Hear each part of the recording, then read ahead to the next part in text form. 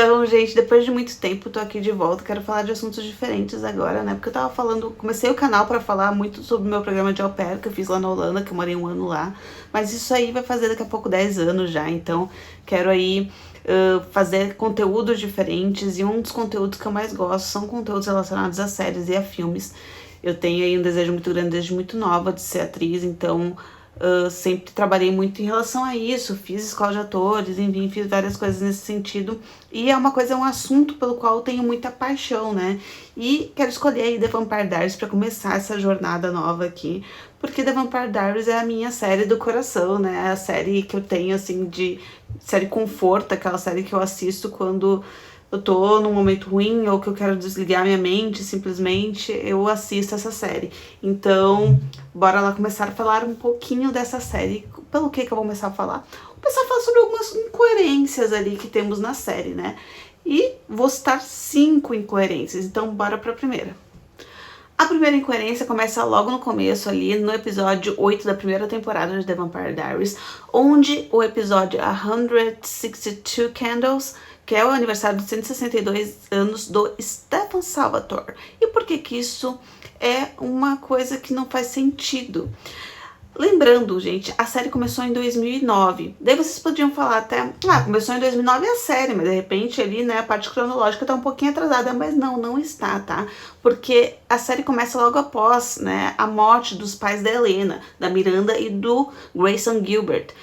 E essa morte acontece no dia 23 de maio de 2009. E é confirmado na própria série porque aparece ali a lápide dos dois falando que eles morreram nessa data. Então fica confirmado na própria série que eles estão em 2009. E diferentemente, né, do que a Caroline fala lá no começo da série, que ela descobriu que ele era geminiano, na verdade não, o Stefan Salvatore é escorpiano, assim como eu. E por que que a gente tem essa certeza? Porque o episódio de aniversário dele passa logo após o episódio de Halloween da série. E o episódio de Halloween da série, que é o episódio ali onde a gente tem a morte da Vicky, Donovan, enfim, tudo aquilo acontece. E logo após é o aniversário dele. E ele fala que ele vai fazer 162 anos. Inclusive o nome do episódio, como eu falei, é 162 velas. Qual que é o problema nisso tudo? O último episódio da série, lá quando aparece a lápide do próprio Stefan, né, quando ele falece, peço desculpas aí se tô dando algum spoiler pra alguém, mas não deveria só ser spoiler isso, né, porque faz muitos anos que a série acabou, daqui a pouco faz 10 anos que a série acabou. Inclusive o último episódio eu assisti lá na Holanda, então faz quase 10 anos aí que a gente acabou com essa série, né. E o Stefan morre ali no último episódio, e quando o Damon e a Caroline estão ali na frente da lápide, aparece corretamente que a data de nascimento dele é 1846.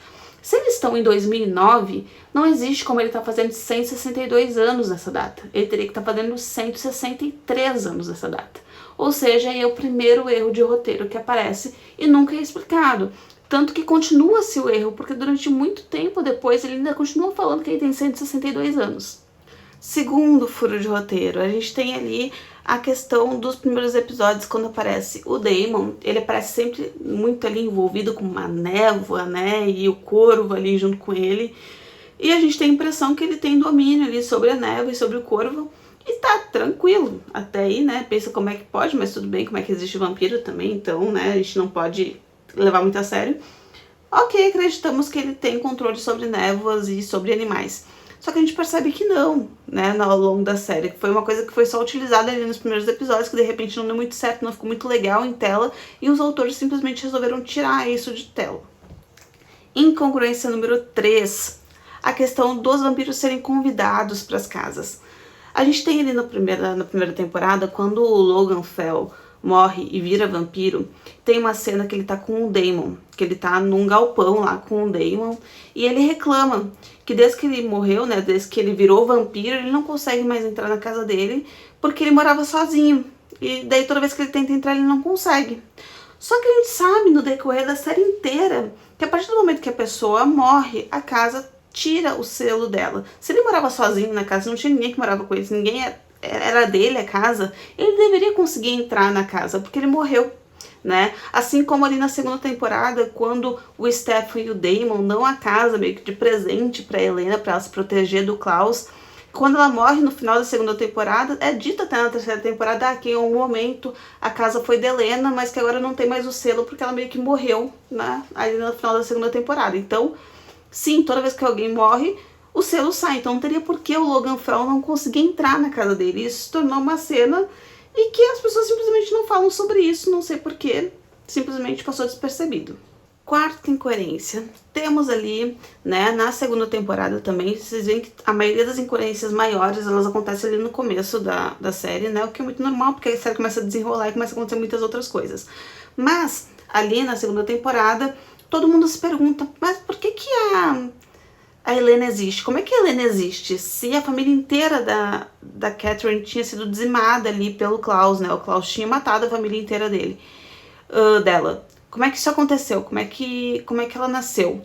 E começou-se uma grande jornada para se descobrir como é que existia uma Helena se não tinha mais família de Catherine, né?